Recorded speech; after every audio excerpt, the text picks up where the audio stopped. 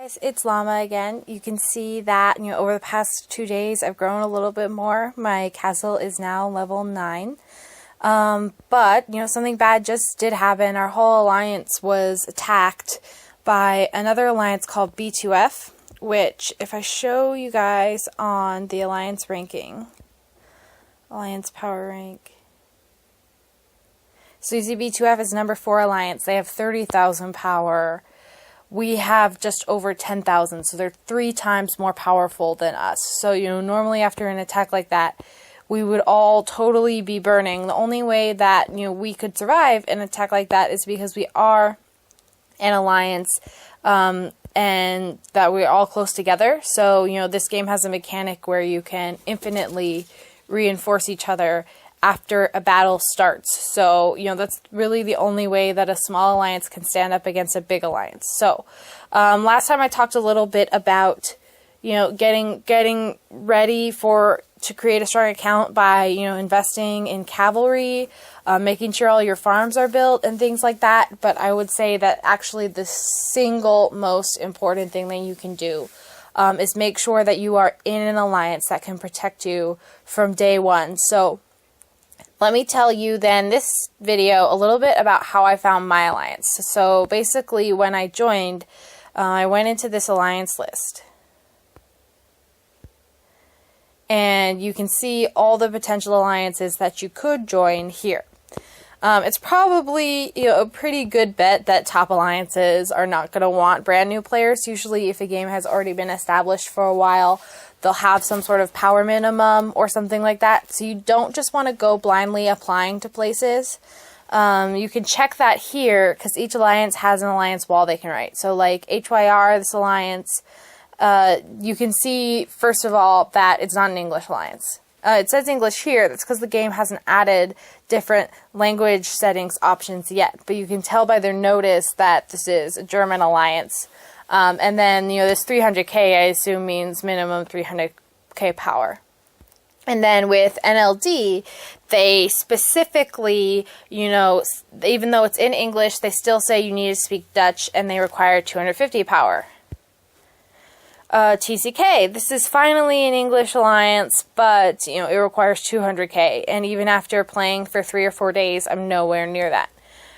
So, you can kind of look down here, look at what each alliance language is, look at if they have a power requirement, and then most importantly, look if they have space. So, if I'm a French person and I'm okay with this French alliance, but they were 40 out of 40, it's still highly unlikely that they would kick an old member to let me out. So, you want to look for those things. Now, what if you're not sure, even after looking at that, which alliance is the best, or you don't want to just apply it randomly to an alliance? That's where, the world chat here becomes very helpful because, often, usually it's a lot of smack talk, it's a lot of trash talk, but, you also get people jumping in there recruiting for their alliances or asking to join an alliance.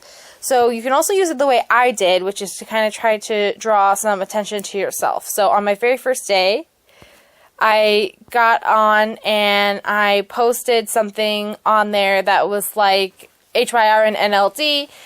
Which one of you guys want me? I'll let you rock, paper, scissors for it. And it looks like that chat record is already deleted from my world chat. So that's too bad because that was pretty funny. Their responses. But basically NLD responded and said, "You're welcome to once you learn Dutch and gain 300 power." So I was surprised because usually everybody hates NLD, but they were super nice to me. So, I'm not just a llama. I'm also probably the world's most reluctant NLD fangirl, even though they attack us all the time. Here, or HYR, I'm not sure actually how they pronounce their name. They responded. This guy, John Cena from here, responded, and he was like, "Oh, well, meh. 30k power, meh." Which I thought was rude. So he is my sworn enemy. And, one day I will be 300 million power. I'm already, 10% of the way there. And, then I'm going to kick that guy's ass. But, that's all in the future. But anyway, because I posted that, I got, attention from other people. So I got in my mail an alliance invitation from CBD, which is the alliance that I'm in now. So, that's nice to get an alliance invitation because, you know that if you accept it, that they'll keep you in it. Now, most alliances will then also have rules once you're in there for what you need to do to stay in the alliance. So, for example, lots of alliances have a no resource tile hitting rule. You can't hit people when they're collecting resources. Or all the alliances will also have their own allies and things like that. So that's also usually something that will be on the wall. So if I was a Dutch speaker with 300k power and I wanted to join NLD, but then I joined and immediately attacked AOD, TFL, or ATF, then I'd probably get kicked just for being an idiot because I didn't know enough to pay attention to, what our allies were. So, make sure after you join the alliance, you ask them what the rules are and you follow those rules. And then probably the other most important thing that every alliance wants you to do is donate to their technology. So, you have these, basically what they do is they give everyone in the alliance a tech bonus. You can see that we are kind of spread out here. People have been donating to different things. Usually, though, so the alliance leader will tell you one specific thing that they want you to donate to, and you have this cooldown timer that every time you donate, it goes up. Oh, I ran out of food, so I'll donate more when I get some more. You can also donate some gems, but, usually gems are hard to get. I have a ton of gems right now because, you get a ton of newbie kind of gifts when you first join, when you collect all these quest rewards. Actually, that's the way I can get more food. I've been saving up these quest rewards so that I don't go over my depot limit, so that I'm not, a target for people who are attacking me. Because right now I have such a small army that the big guys that target us may target me, and my allies will reinforce me, which is good, and may be able to, kill a lot of their soldiers, but it's not guaranteed. But yeah, so, you should always ask your alliance leader what they want you to donate to. I'm just going to donate to this a little bit just because I have too much wood. Need to get rid of some of that wood. And as long as you donate and follow the rules and keep growing, then, you should be good to go in whatever alliance that you're in. And so, yeah, I just leveled up. So let me also show you a little bit of update on my war skills, lord skills. As you can see, I've still been putting things into cavalry. So I just unlocked a new cavalry here, so I'm going to put some more.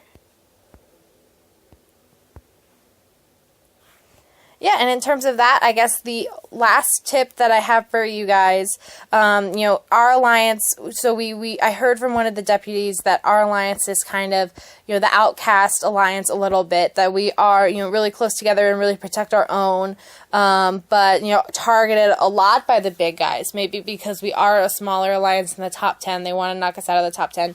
So, as long as you're being targeted, make sure that you are, building and upgrading these medic tents. This is actually also kind of a mistake I made the first time that I played. It was that, I didn't really understand what the purpose of medic tents were because, you have a hospital.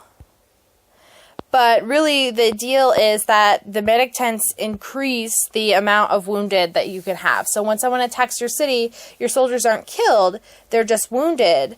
Whoa, my power just went up a bunch. Oh, that was awesome. I guess maybe because my research finished. I'll start some more. Still, my cavalry research is locked. Alright, I'll unlock March. I'll research some March speed so I can hit enemies faster. But anyway. Yeah, so then if you don't have these medic tents and you get hit, your base wounded capacity in your hospital is very low. So if I have a 50,000 marching army and I haven't upgraded any medic tents and, my hospital can only hold like 10k wounded, then the first time someone attacks me, then 30,000 of my soldiers will get killed, and it takes probably 50 hours of being online all the time to get that back. So make sure you're in an alliance. Make sure that all your medic tents are fully upgraded, and then, no matter how small you are, you don't really need to be that scared of attacks. Okay? Alright. See you guys next time. Same llama channel.